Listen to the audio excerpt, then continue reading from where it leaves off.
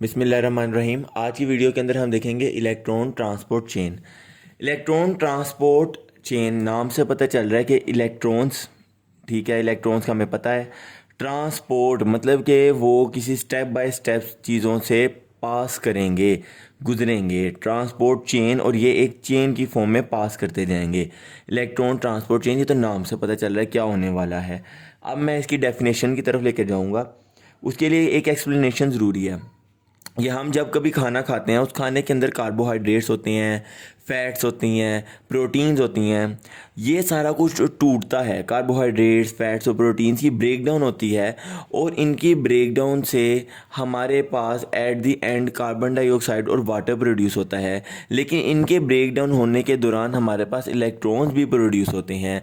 वो इलेक्ट्रॉन्स जो होते हैं, वो इलेक्ट्रॉन्स हमारे पास जाते हैं और हमारी बॉडी के अंदर कुछ कंपाउंड्स होते हैं जिनको हम बोलते हैं NAD और FAD, जो कि रिड्यूस फॉर्म के अंदर पड़े हुए होते हैं। ये इलेक्ट्रॉन्स जाते हैं और इन NAD और FAD के साथ बाइंड करते हैं और इनको इनकी रिड्यूस्ड फॉर्म के अंदर ले आते हैं। अब यहाँ पर एक कन्फ्यूजन को मैं आप लोगों की हमेशा हमेशा के लिए दूर कर देता हूँ कि ऑक्सीडाइज्ड फॉर्म क्या है और रिड्यूस्ड फॉर्म क्या है। देखें, अगर ये NAD और FAD ऐसे लिखा हुआ है तो इसका मतलब है ये ऑक्सीडाइज्ड फॉर्म है। लेकिन जब कभी इनके साथ ऐसे H लिखा गया, FADH2, ये H जब लिखा गया तो इसका मतलब है कि ये रिड्यूस्ड फॉर्म के अंदर आ चुके हैं। ठीक है, तो अब आप लोगों को यहाँ से पहचानने में मुश्किल नहीं होगी ये कौन सी चीज़ ऑक्सीडाइज्ड है और कौन सी चीज़ रिड्यूस्ड है। अब यही बात डायग्राम के अंदर बुक में उन्होंने दिखाई है कि कार्बोहाइड्रेट हैं, फैटी एसिड्स हैं, अमाइनो एसिड्स हैं, इनकी ब्रेकडाउन से हमारे पास प्रोड्यूस हुए इलेक्ट्रॉन्स। क्या प्रोड्यूस हुए? इलेक्ट्रॉन्स। ये इलेक्ट्रॉन्स गए और जाकर बाइंड कर गए NAD और FAD के साथ, और वहाँ से फिर इन्होंने रिड्यूस फॉर्म के अंदर कन्वर्ट हो गया NADH और FADH2 के अंदर। अब ये NADH और FADH2 जिनके पास हमारे इलेक्ट्रॉन्स पड़े हुए हैं, जो कि हमारे खाने से आए हैं, ये NADH और FADH ये दोनों जाएंगे और हम अपने इलेक्ट्रॉन ट्रांसफ़र करेंगे इलेक्ट्रॉन कैरियर्स को। अब वो इलेक्ट्रॉन कैरियर्स कौन कौन से हैं वो सारे के सारे मैं इलेक्ट्रॉन ट्रांसपोर्ट चेन के अंदर एक्सप्लेन करूंगा। ठीक है, फिलहाल आप लोग इसकी डेफिनेशन समझ लें ताकि समझ आ जाए आप लोगों को। तो ये NADH और FADH2 जिनके पास इलेक्ट्रॉन्स हैं, वो अपने इलेक्ट्रॉन्स आगे ट्रांसफ़र करेंगे इलेक्ट्रॉन कैरियर्स को। अब जिस तरह एक बंदा है वो चलता चला जाए, दौड़ता जा रहा है, उसके अंदर से उसकी एनर्जी क्या होती है? निकलती जा रही है ना, आहिस्ता आहिस्ता। अब इस तरह हमने खाना खाया था, वहाँ से इलेक्ट्रॉन्स बने थे, वहाँ से NAD के पास गए, वहाँ से NADH और FADH से आगे इलेक्ट्रॉन कैरियर्स के पास गए। तो ये इलेक्ट्रॉन्स भी ऐसे चलते जा रहे हैं।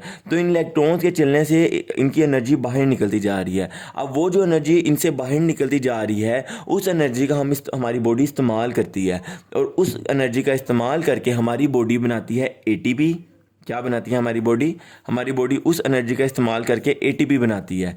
या और इसके अलावा उस एनर्जी का इस्तेमाल करके एक और काम होता है, उसको हम बोलते हैं कि हाइड्रोजन आयंस को ट्रांसफ़र किया जाता है across the inner mitochondrial membrane. तो अब हमारे पास इलेक्ट्रॉन ट्रांसपोर्ट चेन की डेफिनेशन क्या हुई, ये समझें। Energy rich molecules such as glucose are metabolized by a series of oxidation reactions, ultimately yielding carbon dioxide and water. The metabolic intermediates of these reactions donate electrons to specific coenzymes nicotinamide adenine dinucleotide NADA and FAD to form energy rich reduced forms NADH and FADH. These reduced coenzymes can in turn each donate a pair of electrons to a specialized set of electron carriers collectively called the electron transport chain. तो ये तो मैंने आप लोगों को समझा दिया कि इलेक्ट्रॉन ट्रांसपोर्ट चेन क्या है। इस तरह हमारे पास इलेक्ट्रॉन्स का पास होते चले जाना है NAD से, मतलब कार्बोहाइड्रेट से, NAD के पास इलेक्ट्रॉन्स का आना, फिर NADH का बनना, और उस NADH से इलेक्ट्रॉन कैरियर्स को इलेक्ट्रॉन का ट्रांसपोर्ट होना। इस सारे प्रोसेस को हम बोलते हैं इलेक्ट्रॉन ट्रांसपोर्ट चेन। अब एक अगली डेफिनेशन जो कि मैंने आपको सिखानी है वो है ऑक्सफोर्स, या फिर आप लोग कह लें ऑक्सीडेटिव फॉस्फोरिलेशन।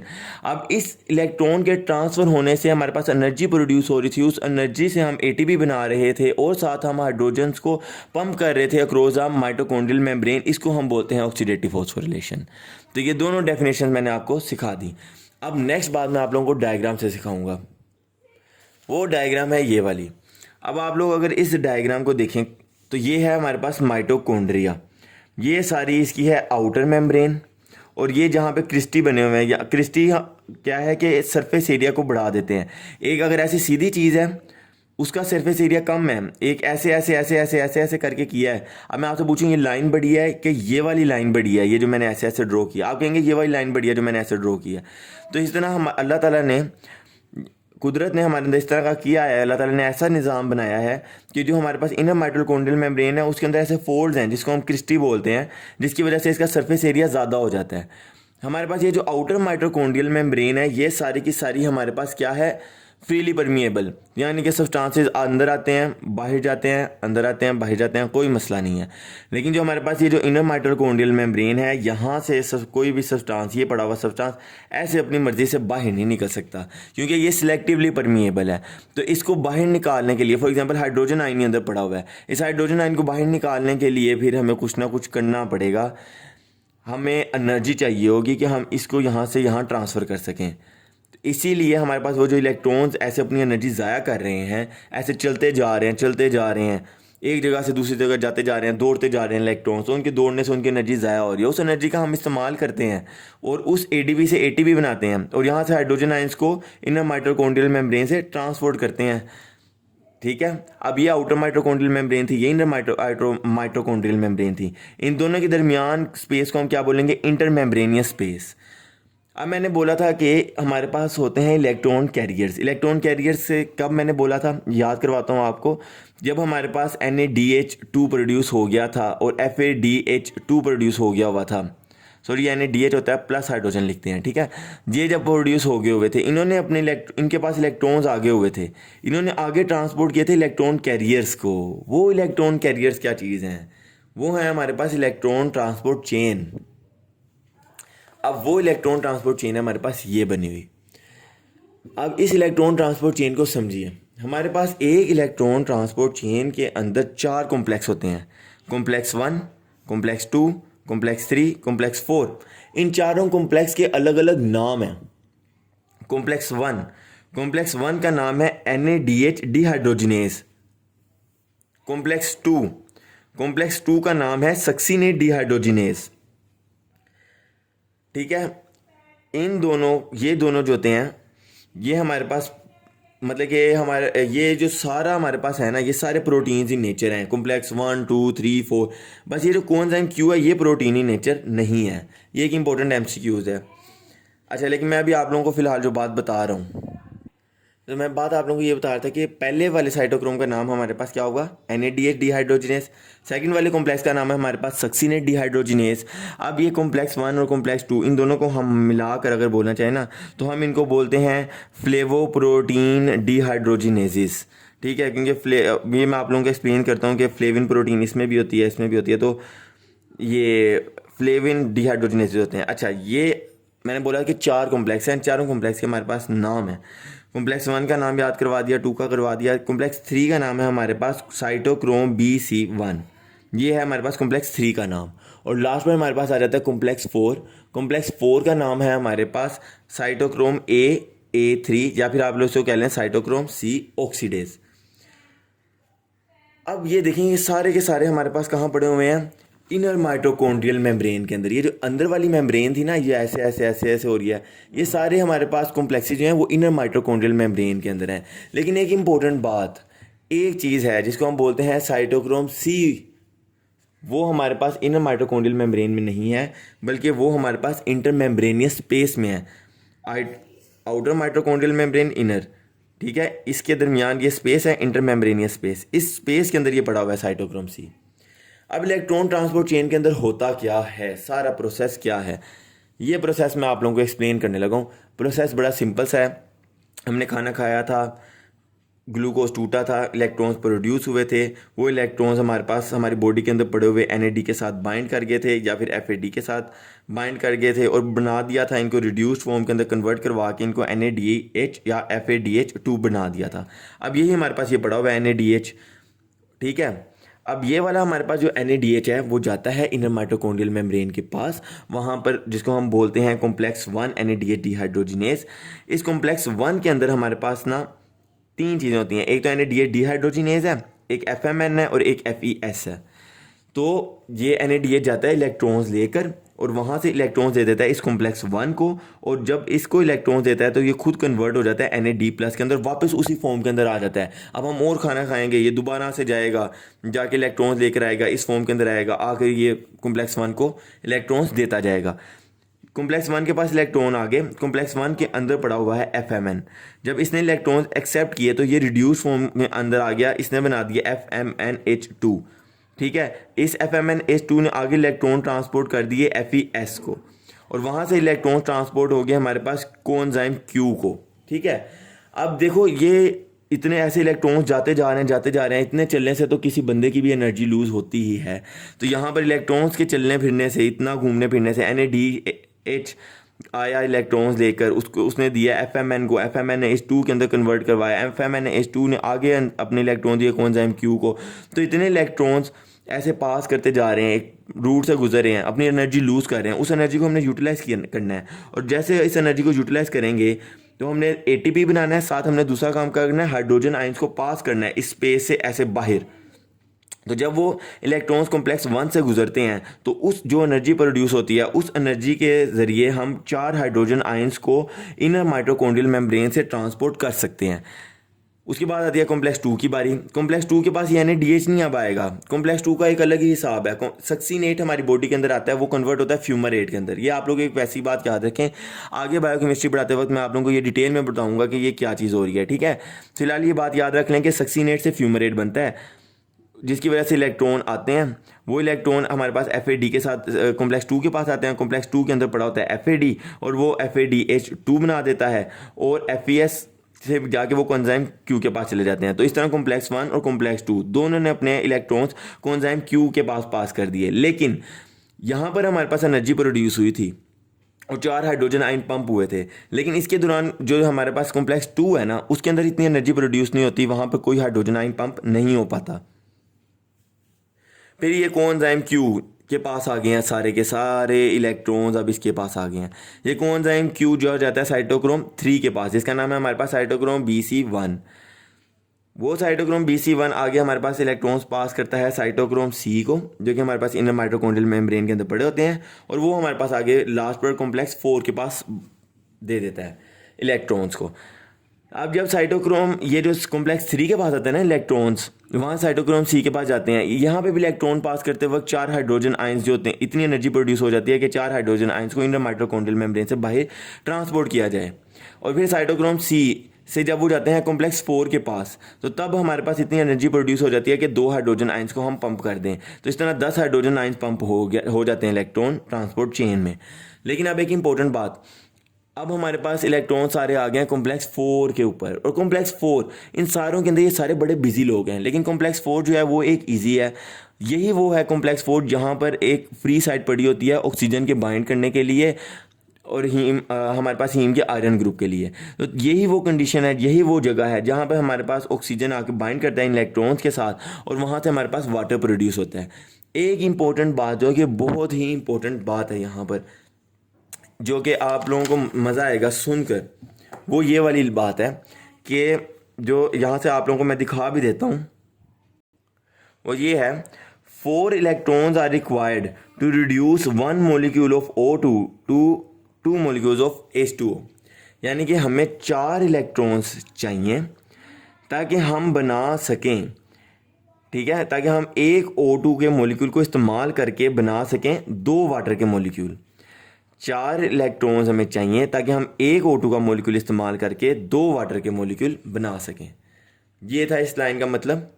और अब यहाँ तक मैं आपको पूरी इलेक्ट्रॉन ट्रांसपोर्ट चेन जो है वो समझा चुका हूँ कि किस तरीके से इलेक्ट्रॉन ने पास करना है। कॉम्प्लेक्स 1 और कॉम्प्लेक्स 2 ने कोएंजाइम Q के पास लेके जाना है, वहाँ से उसने कॉम्प्लेक्स 3 के पास, वहाँ से साइटोक्रोम C के पास, वहाँ से कॉम्प्लेक्स 4 के पास, कॉम्प्लेक्स 4 के ऊपर वहाँ से वाटर प्रोड्यूस होगा, किस तरीके से एनर्जी प्रोड्यूस होगी, कितने हाइड्रोजन आयन पंप होंगे, outer mitochondrial membrane, inner mitochondrial membrane, ये सारा मैंने आप लोगों से अच्छे तरीके से डिस्कस किया है। अब एक इंपॉर्टेंट बात मैं यहाँ पे बताऊँ, रिडोक्स पेयर्स लिखे हुए हैं। ये रिडोक्स पेयर्स क्या चीज़ है? रिडोक्स पेयर देखें, अब जैसे कि आप लोगों को पता है कि एक जब हमारे पास ऐसे क्या होता है, रिडोक्स पेयर से मुराद ये है कि हमारे पास oxidation of one substance is always accompanied by reduction of a second. ठीक है, इसका मतलब ये है कि एक सब्सटेंस की हमेशा ऑक्सीडेशन होगी और दूसरे की हमेशा रिडक्शन होगी। लाइक हमारे पास NaDH था, 7 हाइड्रोजन आयन था, ये हमारे पास इलेक्ट्रॉन्स लेकर आया था कॉम्प्लेक्स 1 के पास। कॉम्प्लेक्स 1 के ऊपर हमारे पास पड़ा हुआ था FMN ने वो इलेक्ट्रॉन्स को एक्सेप्ट किया था और बन गया था हमारे पास FMNH2। ठीक है, अब ये मैंने बोला था कि H जिधर भी आएगा वो उस सब्सटेंस का क्या हो जाएगी, उस सब्सटेंस को हमने बोलना है कि वो रिड्यूस हो चुका है, तो यानी कि इसकी रिडक्शन हो गई। और लेकिन ये NaDH हमारे पास किसके अंदर कन्वर्ट हो गया था अपने इलेक्ट्रॉन्स देने के बाद, NAD+ के अंदर। अब इसके पास तो H नहीं लगा हुआ, यानी कि ये ऑक्सीडाइज्ड फॉर्म है, तो एक ही रिडक्शन हो गई है और एक ही ऑक्सीडेशन हो गई है। इसको हम बोलते हैं रिडॉक्स पेयर, यानी कि oxidation of one substance is always accompanied by reduction of another substance, this is called as redox pair. अब ये जो इलेक्ट्रॉन हमारे पास ट्रांसफ़र हो रहे होते हैं ना, इस सारे इलेक्ट्रॉन ट्रांसपोर्ट होने के अंदर हमारे पास एनर्जी कितनी प्रोड्यूस हो रही होती है। हमारे पास जो ADP से ATP बनाने के मतलब कि जो हमारे पास है ना free energy change, standard free energy change for the phosphorylation of ADP to ATP plus 7.3 kilo calorie per mole. ठीक है, यानी कि एक ADP से ATP बनाने के लिए हमें इतनी एनर्जी 7.3 किलो कैलोरी पर मोल, इतनी एनर्जी हमें चाहिए एक ADP को ATP में कन्वर्ट करने के लिए। और जो हमारे पास इलेक्ट्रॉन ट्रांसपोर्ट चेन से एनर्जी प्रोड्यूस होती है वो होती है 52.6 कैलोरीज।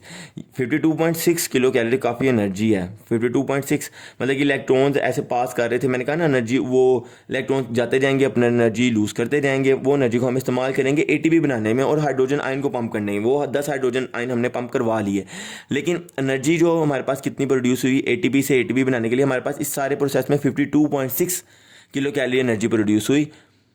इसके ज़रिए हम 3 ATP को ADP को 3 ATP के अंदर कन्वर्ट कर लेते हैं। और बाकी मतलब कि कितनी एनर्जी इस्तेमाल हुई हमने, कितनी एक ATP को ADP से ATP बनाने में हमारे पास 7.3 एनर्जी लगती है, तो 3 को बनाने के लिए हमारे पास लग जाएगी 7 × 3 21.9। ठीक है, इतनी एनर्जी इस्तेमाल हुई। अभी भी देखो काफ़ी एनर्जी रहती है, तो बाकी सारी एनर्जी हम लूज़ कर देते हैं, एंसिलरी रिएक्शंस उनको बोलते हैं, उसके अंदर लूज़ हो जाती है। अब एक और इम्पोर्टेंट बात यहाँ पे लिखा हुआ है इसने, वो है standard reduction potential. Standard reduction potential ये क्या चीज़ होती है? स्टैंडर्ड रिडक्शन पोटेंशियल, इसको मैं आप लोगों को पढ़ के बताता हूँ। ये है the E node of various redox pair can be order from the negative. अच्छा, स्टैंडर्ड रिडॉक्स पोटेंशियल क्या चीज़ होती है? जब मैंने रिडॉक्स पेयर बताया था कि एक ऑक्सीडाइज होता है, एक रिड्यूस होता है, एक इलेक्ट्रॉन एक्सेप्ट करता है, एक लूज करता है, वो रिडॉक्स पेयर होते हैं। अब हर किसी के देखो, हर किसी को कोई भी चीज़ बर्दाश्त करने की अपनी ताकत है। ठीक है, किसी को मतलब कि एनर्जी देने की ताकत वो कि हर किसी की अपना अपनी होती है। इस टेंडेंसी को हम बोलते हैं रिडक्शन पोटेंशियल। अब ये जो स्टैंडर्ड रिडक्शन पोटेंशियल इस मतलब कि ना टेंडेंसी और characteristic of a particular redox pair, when we quantify this we will say that it is a reduction potential। Okay, तो स्टैंडर्ड रिडक्शन पोटेंशियल के अंदर इंपॉर्टेंट बात याद रखें कि जितना E नोड, जितना ज़्यादा स्टैंडर्ड रिडक्शन पोटेंशियल नेगेटिव होगा उतनी ज़्यादा उसकी इलेक्ट्रॉन लूज़ करने की पावर होगी। जितना हमारे पास E नोड पॉजिटिव होगा उतना उसके इलेक्ट्रॉन एक्सेप्ट करने की मतलब कि उतनी उसकी ऑक्सीडेशन पावर ज़्यादा होगी। ठीक है, जितनी उसकी मतलब कि जितना पॉजिटिव होगा E नोड, ठीक है, जितना हमारे पास पॉजिटिव होगा E नोड उतना उसकी एक्सेप्ट करने की ताकत ज़्यादा होगी, और जितना नेगेटिव होगा E नोड उतना उसकी लूज़ करने की ताकत ज़्यादा होगी। तो ये हमारे पास सारा था इलेक्ट्रॉन ट्रांसपोर्ट चेन। अब फॉर एग्जांपल किसी के अंदर electron transport chain for example access के अंदर हो रही हो, हमने बाज़ दफ़ा उसको ब्लॉक भी करना होता है, तो हम किन प्रोसेस के ज़रिए उसको ब्लॉक कर सकते हैं? हम एमिटाइल रेटिनोन एक हमारे पास ड्रग होता है, उसके ज़रिए हम ब्लॉक कर सकते हैं। एंटीमाइसिन ए के ज़रिए ब्लॉक कर सकते हैं। और कुछ हमारे पास होते हैं cyanide, poisoning, carbon monoxide, hydrogen sulphide और sodium azide, NaNO3 sodium azide इसको बोलते हैं, इनके ज़रिए हम ब्लॉक कर सकते हैं। तो हमारे पास ये जो एमिटल रेटिनोन होता है, ये FMN से कोएंजाइम Q के पास नहीं पास करने दे रहा, तो यानी कि इसने हमारे पास कहाँ पर रोक दिया? कॉम्प्लेक्स 1 के ऊपर इसने रोक दिया। एंटीमाइसिन ए ये साइटोक्रोम BC1 से साइटोक्रोम C के पास नहीं जाने दे रहा, तो फिर इसने कहाँ पर रोक दिया हमारे पास? इसने हमारे पास कॉम्प्लेक्स 3 के ऊपर प्रोसेस को रोक दिया। लास्ट हमारे पास साइटोक्रोम AA3 से ऑक्सीजन नहीं बन रही, तो इसने हमारे पास कहाँ प्रोसेस को रोक दिया? कॉम्प्लेक्स 4 के ऊपर। ये इंपॉर्टेंट है, ये बात आने चाहिए, इन ड्रग से नाम आने चाहिए कि किन के ज़रिए हम इस इलेक्ट्रॉन ट्रांसपोर्ट चेन को रोक सकते हैं। अब मज़ेदार बात ये, इलेक्ट्रॉन ट्रांसपोर्ट चेन हो सारी माइटोकॉन्ड्रिया के अंदर रही है, माइटोकॉन्ड्रिया की इनर माइटोकॉन्ड्रियल मेम्ब्रेन के अंदर। तो वो सेल्स जिस तरह के रेड ब्लड सेल्स होते हैं जिनके अंदर माइटोकॉन्ड्रियल मेम्ब्रेन होती ही नहीं है, तो उनके अंदर ये इलेक्ट्रॉन ट्रांसपोर्ट चेन भी नहीं होगी। ठीक है, तो बस ये हमारे पास आज का कंप्लीट हो गया इलेक्ट्रॉन ट्रांसपोर्ट चेन।